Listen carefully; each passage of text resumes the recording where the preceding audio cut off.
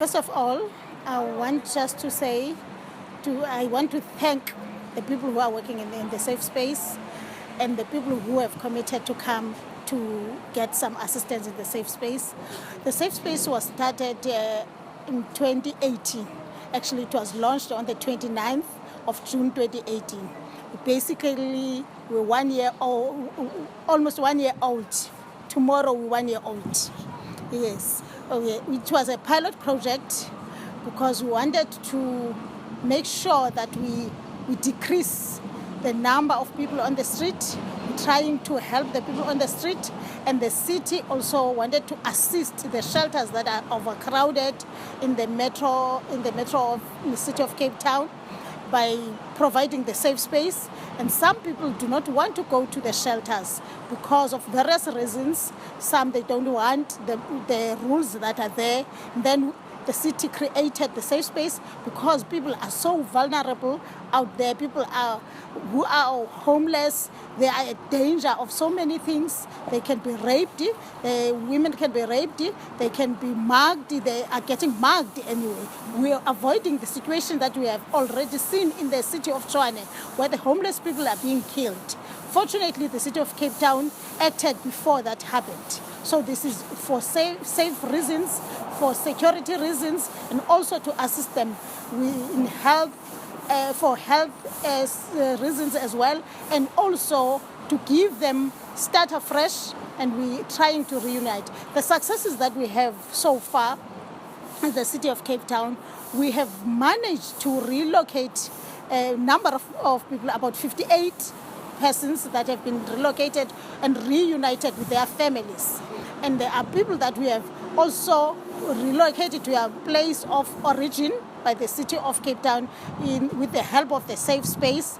Yes, there are challenges. There are some that we are still trying to integrate them with their families. In some cases, it's difficult. Some communities they reject them. And in some cases, they do not want to go. The initiative was coming from the city, and Alderman J.P. Smith, who was the MACO member for Social Development and Safety and Security then because he saw a need that people of Cape Town who are homeless need to be assisted. And then that was the initiative by the city of Cape Town. Yes, we requested some assistance from NGOs, people outside, some people volunteered to donate some soup kitchens and some clothing. We also got some plastic bags from various people who assisted. Though at the moment, we're really still urging people to please assist. And in the weather like this that we are in as a country now, especially in the Western Cape, it's so cold and people are out there. We are not saying this is a most beautiful place, but it is a dignified place where our people can sleep and where our people can know that they are secured. There is 24-hour law enforcement on the site, and the people are very much safe. They can go in the morning and look for jobs and look for some assistance where they can get. That's what we are still working on, because we want to have a safe space where we can have skills development, so that even during the day they don't go out and scarrel. They stay and they get some kind of skills where they can implement. At the moment, we are happy to say that EPWP program also, the people from this safe space have benefited, and some have been employed permanently, so some have been employed on a temporal basis. Yes, it is still a challenge, because you cannot give a person 3 months employment if you want a person to start afresh. That is why we're also requesting even the companies out there to also assist employing the people here. It is so difficult, very difficult for them to cope.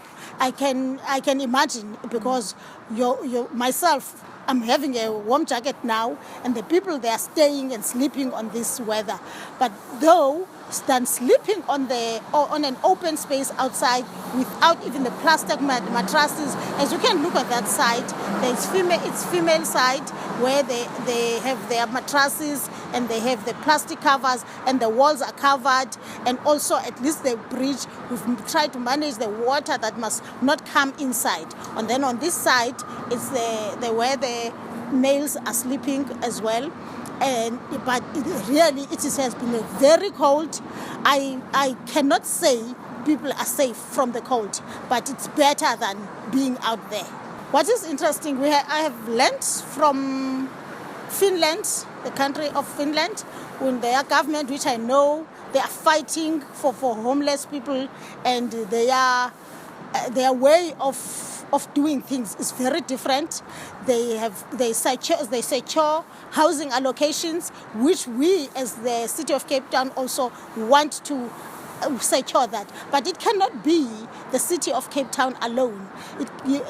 National government has to come at play as well. If the policy can be a national policy that homeless people must also benefit from the housing allocation that is there, because they are part of the vulnerable groups. And the CPT of Cape Town, yes, we have come with our own model to have this open safe space, because it was a cheaper model to put the people under the bridge for now. But in the near future, we want to have to expand. As I said, it is a pilot project.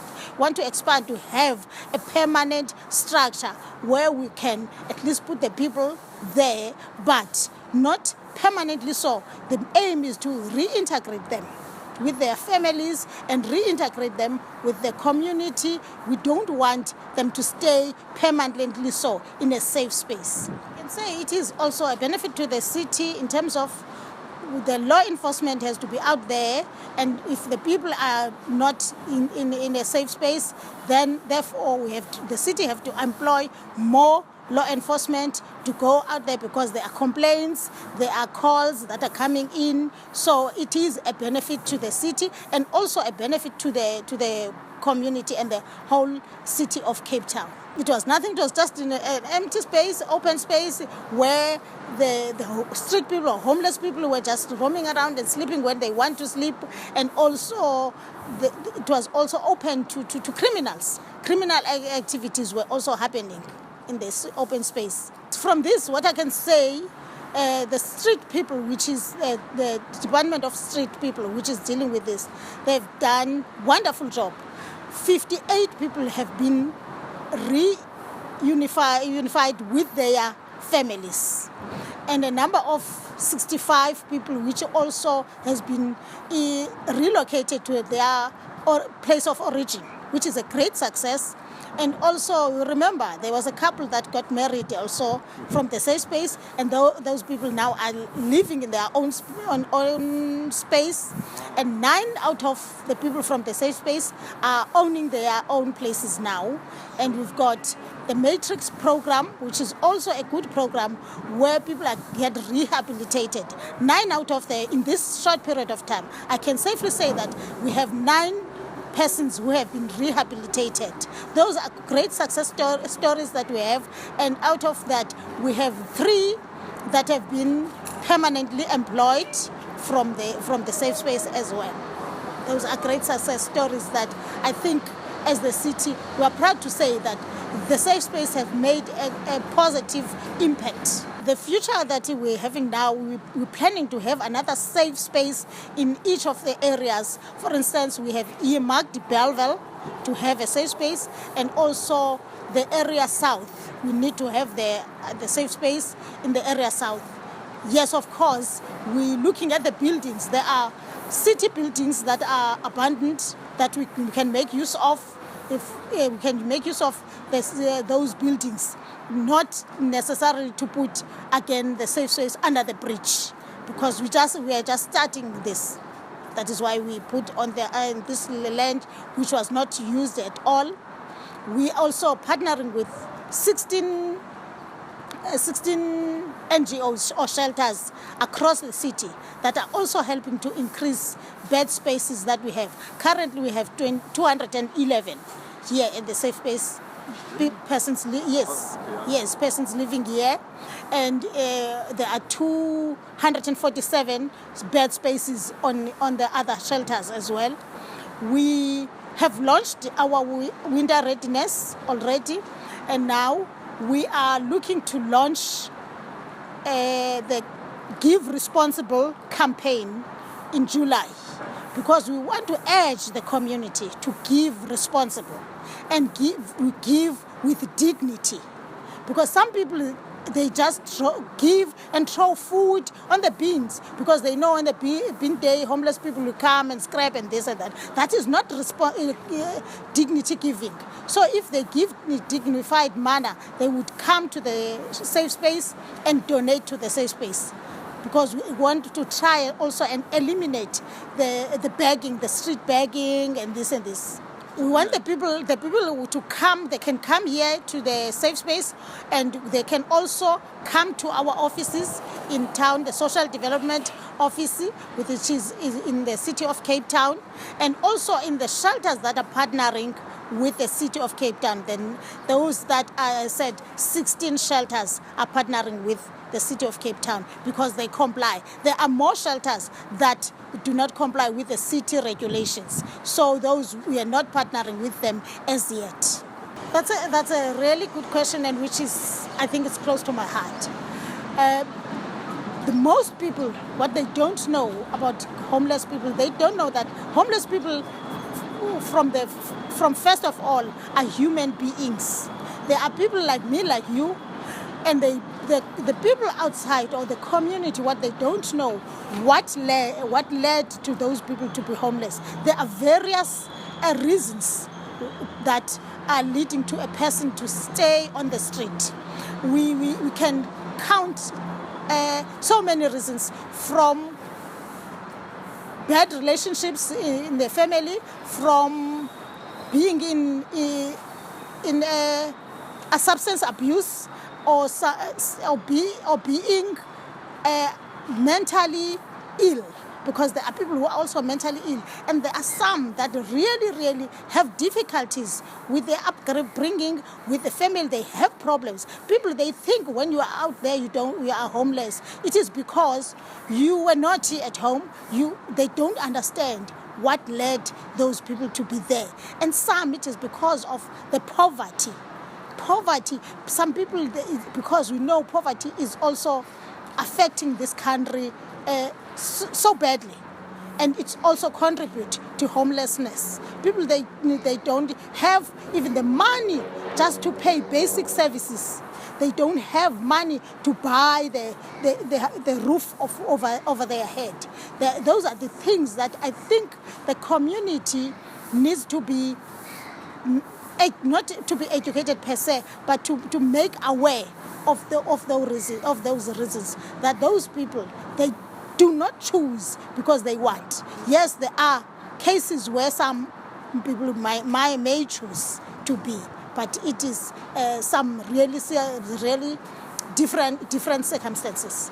The people can come and help here at the safe space by dropping whatever they want to donate, not necessarily on monetary value things. We require some assistance in terms of clothing. We require assistance in terms of food. It's cold, as you can see. People, they need to get some warm food, like soup, tea, and just small basic food that we can get. And also blankets. We require, if the people, they can come and donate. They can also come via the city of Cape Town, which is on our office, which is at the 6th floor. I am available there at the 6th floor, and also at the mayor's office. They can drop, because we work hand in hand with the mayor, and I know the mayor has got a huge passion with the people living on the street. So we really humble request the people to please assist us, whatever they can give to assist in the safe space. We also need toiletries. There are people that need toiletries. There are also ladies, there are females. We need sanitary pads. We need anything that can really help a person to feel a dignified human being. Dignity helps you to start afresh and to feel that, yes, I can do this on my own. I can be the person I wanted to be. Because if you are treated with dignity, you really know that, yes, I am still a human being, regardless I'm staying on the street or I am not on the street. Yes, there are things that we still need to work on. We need assistance as well to transport the people to when we integrate people outside. We don't have any funding as the city for that, so we depend entirely on donations. We're also looking for funding for assisting people with ID documents. We have achieved to assist a number of people with ID documents with the help of Ratepayers Association that also assisted us. One particular challenge is that the homeless people, you have to have patience when you want to intervene to them, because they don't want to immediately agree to go to a safe space, because they know that there will be laws, there will be some rules and regulations that you don't do this, you don't do this. And these people has been on the street for quite some time and is used to do as he or she pleases. And also another challenge that we have when we're dealing with homelessness is there are also elements of criminality. There are places where you cannot go because there are people who are returnees from prison. Yes, so you cannot just go to that place up until you make a relationship with them. And another challenge we are facing when we're dealing with them, it is because sometimes we have to train our field workers. Our field workers are well trained, but they are not social workers. So there are cases where when they get there, they find this really is so painful, a sad story to listen to, and they will have to go again and ask for social development to come and intervene. In the cases of a minor, we are not empowered to take the minors. Social development has to come in. And some of us, the challenge we're also having is that if it's a couple, they don't want to come because they say, no, we don't want to be separated. We are a couple. We have been staying here as this couple. Now you are going to take us and put the woman on the other side and the female on the other side.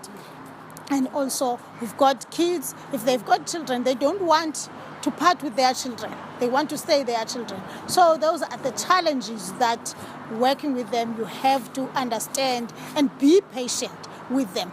Some, they say, they will refuse on the first, second or occasion you go and speak to them. And again, you have to go and go again up until they will be convinced. And some, they will say no at all. And ultimately, they will come voluntarily for themselves. Yeah, that's another thing that we have to respect them. And the homeless people are ordinary people. They do respect you, and you have to respect them and understand them and give them also an ear. You must listen. You must listen to them as well. For our shelters, the 16 shelters that we have, it's easy to go and drop the food to them because they prepare, they cook there for their own. Then here at the safe space as well, people can come because in the morning they had to get something before they go out, because unfortunately for now we've got nothing that will keep them during the day. So they go out during the day, and it is a night shelter, safe space for night. So when they come in the evening, if we have that pot of soup, which we do get sometime and sometime, it's much appreciated. They can come and donate here at the safe space, so that the people, before they go to bed, they have something on their stomach. So I would really, really appreciate, and I would say, yes, please bring whatever that company that wants to donate some soup kitchen, if they can come here at the safe space. If you want to donate, please contact us at the City of Cape Town. You can contact myself as the portfolio chair for the Homeless Agency Committee. My name is Councillor Mahangu, and my contact details 079 777 1353.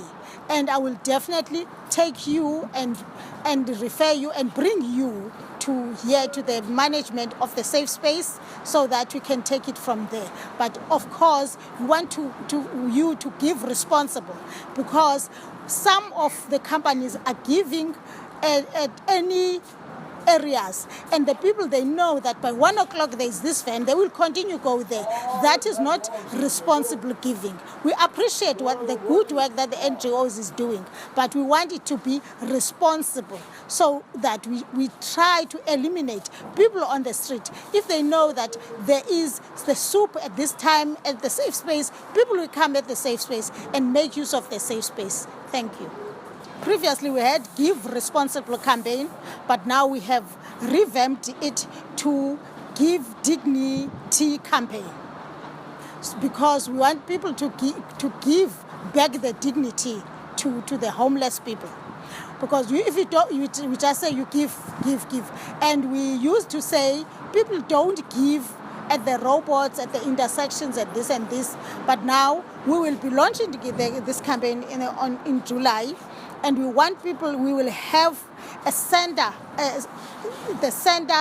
centers where people will be able to go and donate in those centers, rather than donating or giving or to individuals on the robots and this and this. We want people to come and give in our offices or in the safe space. We'll convey those places when we have agreed on the places. But want people to go and donate there.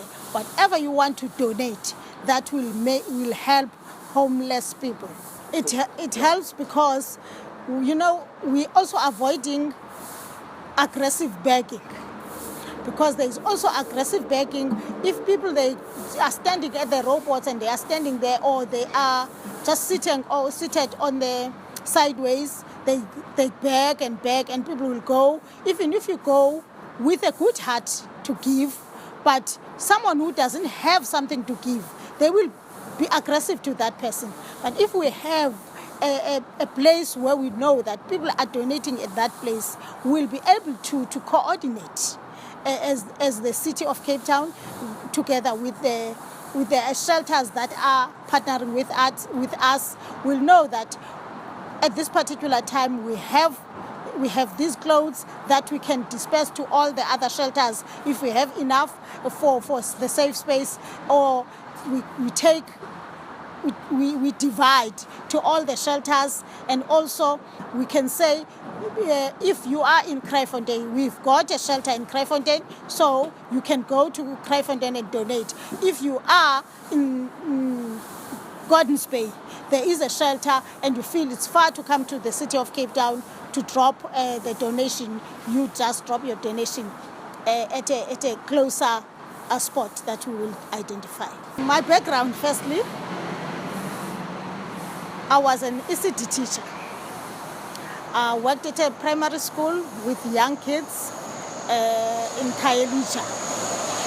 And I also worked with the financial industry, with FNB. I was also a member of parliament for a short period of time, though, and in the National Assembly. And then 2016, I became a councillor. And when I'm a PR councillor still, and I was assigned to this portfolio, which I did not understand what is it that I'm going to be doing when I was assigned to this portfolio of Homeless Agency Committee. And for now, that's when I saw I saw there is a need for the committee, and when I met with the people outside, I realized that this is really where my passion is. I have been working with elderly people, with the young kids, but mostly vulnerable community. I am also a gender activist. And remember, when you are a gender activist, you cannot put aside vulnerable people, regardless of the race and regardless gender. As a councillor in the city of Cape Town, I am still looking to work with the vulnerable groups. Yes, unfortunately, you don't choose which committee you are going to be put, or you don't choose where you want to serve. You are just being given that task for that particular moment. And you don't choose to become a public rep again in the next 5 years. In 2021, we're going for the elections. If I happen to come back to the city of Cape Town, I would love to serve to this portfolio, and I would love to continue with what I have started. It's only a few months I'm in this portfolio, but I've identified so much gaps, and I have identified a need for the people out there that need our assistance. That's all.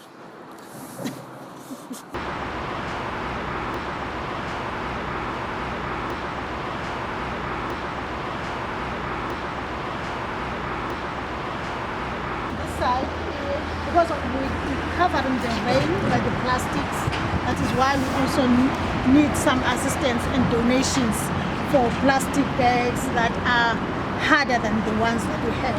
This side, all the session is for ladies' sessions. These are mattresses and the plastic beds, plastic bags. And on that side, because they are big and these were donated as well, these bags. Okay. For the mattresses.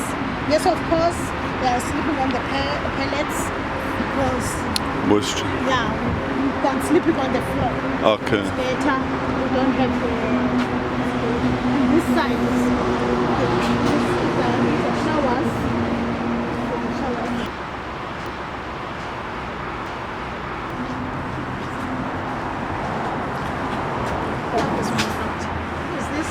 This one is not working here. It's working there. So that really is how you get dignity, by having toilets and showers and running water and some running water. And then the toilets, you see the toilets, the ladies' toilets and the men's toilets. Okay. And at night it's lit up by those lights? By the lights. Okay. And the security as well, which is on site 24. And this is right under the freeway. Under the freeway. And there's our mountain. It's a mountain. But we don't have pipes yet for water. But we are still on the pipeline to have running water. Sure. Using we just receive water for eating, and then there's the potable water, which is used for the toilets. Okay. To wash.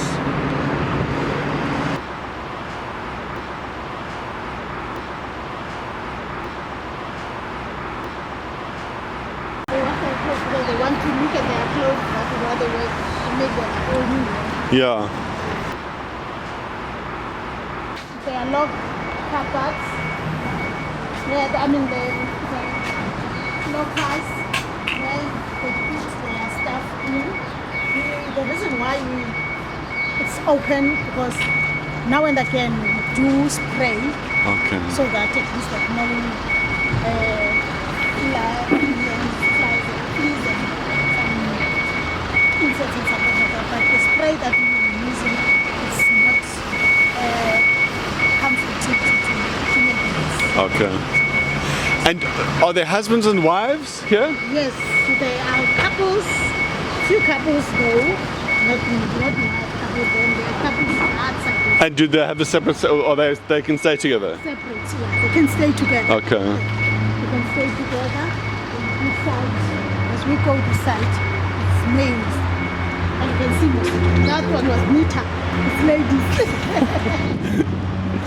So the men need to up their game a bit. As long as they just wrap up, then it's fine. But now I'm concerned about this water. But that is why we have to move and talk to them, because when it's rain like this, we try to move them. Yeah, okay. Because someone is not here. Where is someone for this?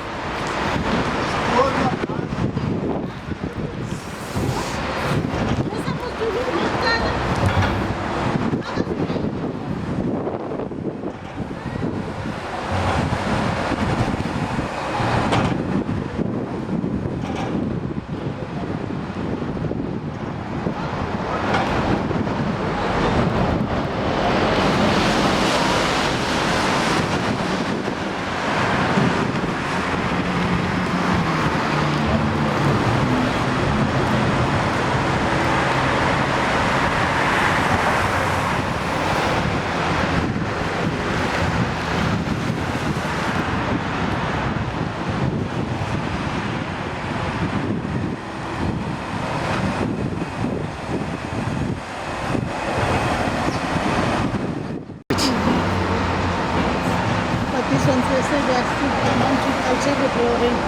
Oh, shame, So these are couple rooms. That one didn't come back, or even last night, maybe it's gone. Oh. There's a paint sitting there which belongs to the city. Yeah? A building, huge building. I want that building. This is the final stages that we can have, because there we can have the skills development. Because now, personally, I really don't like this idea of them during the day go out and scurry. Yeah. Because they get to drugs when they are on the street. Even though those who are on the matrix program, yes, they are, it's easy, it's better. But if at least they've got something to do than scurry. But that's another thing they say, when you scurry, you get a lot of money, more than you get when you work. And no time to go to work. And is there something that small businesses or corporates can do to help with the skills development? Or is there any suggestions about how people can help with skills development, corporates and small companies? Corporate and small companies can really come on board. That would be of assistance. Because some of the people here, they've got skills. They were carpenters. There was one in this shelter who said, who's got grade 12. And he's got a driver's license, and the one who had the driver's license here, the same place was employed by the city. Okay. So if we get those skills, because some they want to get the skills like driving skills, get the carpentry skill. So if the companies really can assist to our skill, and there are ladies who can do sewing, who can do knitting and something, even can be put in the kitchen or assist and get a skill, just a skill, so that we can get a job, because it's not easy to give them really all of them permanent. Even if you give them a EPWP job for 6 months at the most, then after what? Could companies come here and do workshops? You can arrange the facility, the venue. Like a skills training or so? Skills training in our halls. Okay, okay. The cities also can arrange, because here it won't be, there's no space. You can see there's no space to do skills training. Okay. So if a company wants to maybe help and try to do some skills, they can contact you and say, this is what we do? Definitely. Okay. They can contact me.